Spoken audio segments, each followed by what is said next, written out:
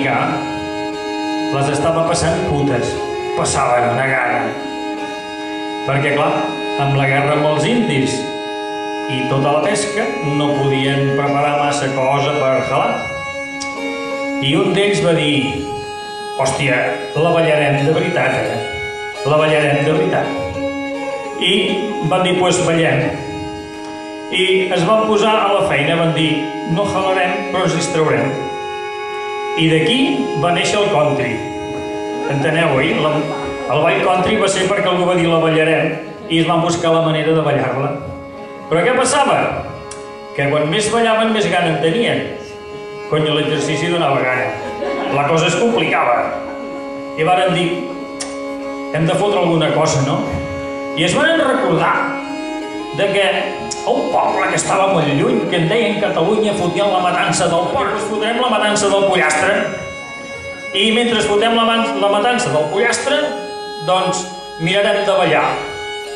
I així va ser com, coordinant el country amb la gana i el pollastre amb la gana, el poble va anar tirant endavant. I ja aviam si aconseguim doncs que vosaltres que ja esteu tips, com a mínim pugueu riure. Val? Doncs endavant. Presteu atenció.